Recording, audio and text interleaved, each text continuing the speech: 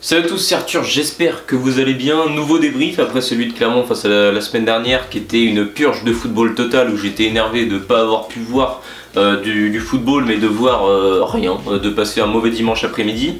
Nantes dans la semaine a perdu 2-0 et a encaissé ses deux premiers buts de l'année face à un Olympique de Marseille en mode destroyer et avec beaucoup de réussite. La confiance ça joue, hein, à l'image du contre son camp de Joao Victor pour sa première qui est... plein de réussites pour l'Olympique de Marseille. Donc voilà, Nantes de toute façon a été inférieur à l'OM quoi qu'il arrive mercredi dernier à mes yeux, même s'il y a eu un petit peu plus d'intention de jeu, notamment avec l'aspect beau joueur public, ça aide de toute façon pour un match spectaculaire. Et on est vite retombé à l'image d'un Clermont-Nantes dans ce match face à Ajaccio.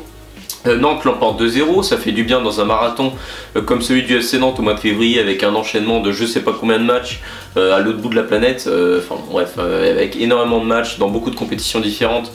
Donc là il va falloir que Nantes soit bon et ces 3 points là ils font du bien à l'extérieur face à un Ajaccio qui est d'un niveau pour moi très faible, d'un niveau Ligue 2 sans hésiter, voire peut-être plus bas. Ajaccio, j'ai vraiment trouvé que c'était vraiment faible. Pour moi, c'est comme Auxerre en début d'année. La victoire, faut la nuancer. C'est bien pour la confiance, on en a besoin. Hein, c'est bien pour les automatismes avec les nouvelles recrues. Mais Ajaccio, Auxerre, si je devais faire des pronostics pour la Ligue 2, quand je vois leur match qu'ils ont fait face à Nantes, pour moi, c'est déjà d'un niveau Ligue 2 ces équipes-là. Donc voilà. Et il s'est passé en première mi-temps, Nantes sur la lignée du match face à Clermont, on s'est fait chier pendant 45 minutes, même après le retour des vestiaires on s'est fait chier, puis les 15 minutes qu'on suivi le retour des vestiaires, il s'est rien passé. Il y a eu une action qui était pour Ajaccio, qui est une grosse occasion avec Cyril Bayala qui envoie une minace sur la barre transversale d'un Alban Lafont, visiblement un peu gêné par le soleil, mais même la frappe était pouf, elle partait à 2000 à l'heure. On a de la réussite, ça fait du bien, heureusement qu'on encaisse pas ce but là, parce que là, si tu es mené par Ajaccio à la mi-temps, c'est quand même vachement triste hein, pour un club qui s'apprête à jouer la Juve d'ici peu de jours. Donc voilà, on a vu un petit peu plus d'intention offensive du côté Nantes, parce que moi je vais vraiment juger l'aspect intention offensive. Je sais que Nantes est capable de défendre, on le sait, on est capable de défendre. Ça, il n'y a plus besoin de le prouver. Par contre, est-ce qu'on est capable d'enchaîner 2 passes offensives? Ça, voilà, je ne suis pas encore sûr et certain aujourd'hui qu'on est réellement capable de le faire. Je me pose encore des questions sur qu'est-ce que Nantes travaille offensivement à l'entraînement, parce que je ne vois encore une fois rien, quasiment rien. Donc voilà, j'étais un peu inquiet, je trouve qu'au milieu ça manquait de relais et c'est à cause de ça que Nantes n'arrivait pas à passer. On passait tout le temps sur les côtés, sauf que direct le bloc d'Ajaccio il se refermait, il y avait une immense densité sur un côté et vu que nous techniquement on n'est pas terrible, on n'arrive pas à écarter jusqu'à l'autre côté parce que ça manque de quelqu'un au milieu. Et ça on a été bloqué avec ça pendant les 3 quarts du match. Franchement ça a été c'était triste là. Nantes marque sur son premier tir cadré, sur une action que j'ai trouvé plutôt pour une fois bien construite. Avec Girotto qui a fait un bon match au milieu. Techniquement c'est drôle hein, mais quand on monte le défenseur central c'est celui qui est le plus à même de faire des passes. C'est le meilleur techniquement quand on le monte au milieu de terrain, c'est Girotto. Moutoussamy il arrive pas, il a encore du mal à enchaîner des passes. Alors c'est un peu un comble ce que je vais dire ça parce que je vais vous parler d'une occasion où il est passeur décisif, Samuel Moutoussamy. C'est Girotto qui écarte vers Ganago, il a bien aimé le faire le brésilien. Il écarte à l'opposé vers Ganago, qui a un peu d'espace, qui se sert de l'appel d'un Adjam que j'ai trouvé plutôt bon ce soir, qui sert de l'appel d'Adjam pour repiquer dans l'axe. Enfin un relais au milieu, c'est Mohamed qui décroche. Le 1-2 avec Ganago qui est resservi et qui va pouvoir toucher Moutoussamy en une touche de balle un petit peu piqué. Evan Guessant qui est né à Ajaccio d'ailleurs pour info et qui envoie une reprise de volée. Il sert vraiment de la bonne surface de pied elle est plus placée que vraiment reprise de volée. Ça permet à Nantes de mener 1-0, ça nous fait un bien fou parce que dans des matchs comme ça t'as fait le plus dur quand tu marques le premier but, c'est évident. Donc voilà, j'étais vraiment plutôt content de voir ce but là d'un point de vue comptable, ça m'a rassuré et je sais que ça va faire du bien aux joueurs cette victoire. Et voilà, donc on avance dans le match, les joueurs d'Ajaccio deviennent de plus en plus tendus, on est habitué à Ajaccio.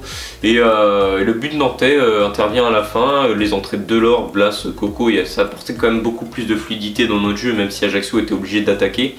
Nous, ça nous a fait un bien fou.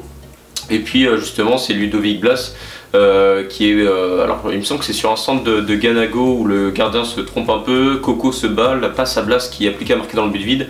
Et un très bel arrêt, mais pas du gardien, très bel arrêt de Ismaël Diallo, le latéral gauche, qui du coup met la main pour arrêter et pour empêcher le but.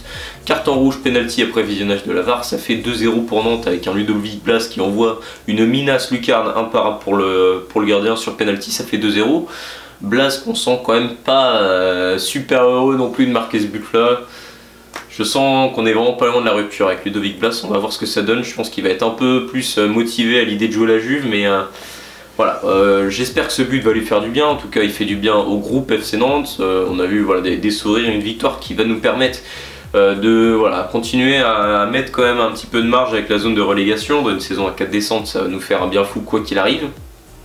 Prochain match face à Angers en Coupe de France. Donc moi pour mes tops de ce match, comme vous savez j'en donne 3. Pour moi l'homme du match c'est notre latéral droit Fabien Santonze, sans aucune hésitation. C'était le meilleur Nantais aujourd'hui. Ça fait des années qu'on n'a pas vu un latéral droit du calibre de Fabien Santonze.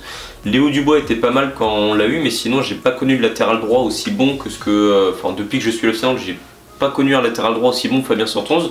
Je pèse mes mots, vraiment Santonze, quand Nantes est mauvais, il arrive quand même à être correct. Alors quand Nantes arrive à être un peu mieux, là je trouve vraiment qu'il était au-dessus du niveau du match.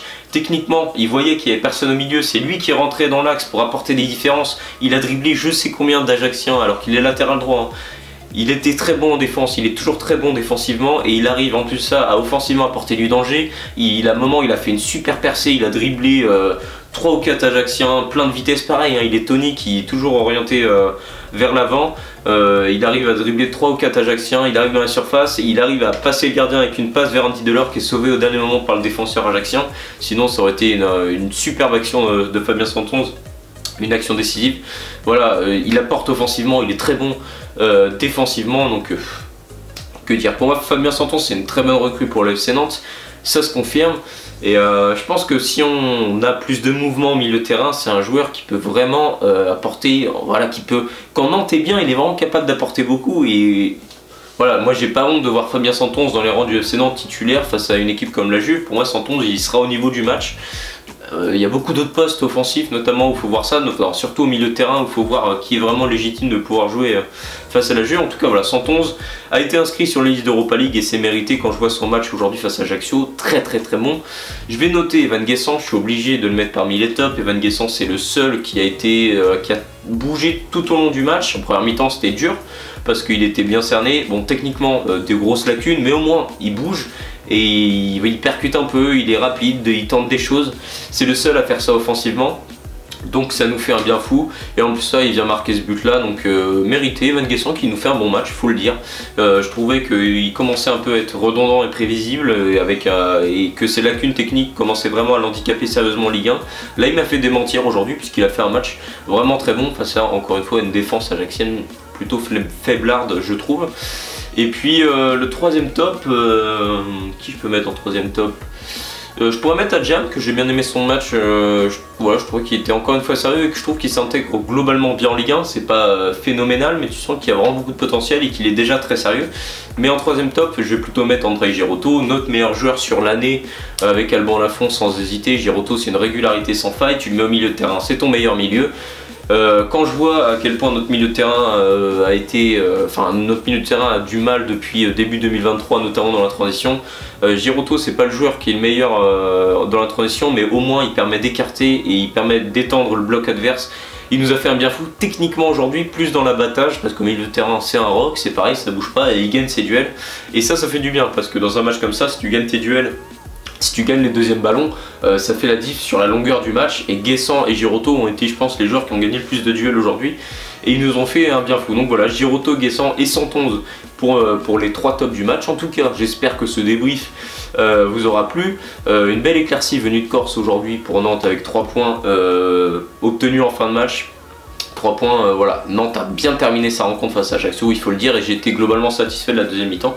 Donc voilà, si ce débrief vous a plu, n'hésitez pas à me le dire dans l'espace commentaire et à vous abonner à ma chaîne YouTube. Allez, ciao tout le monde.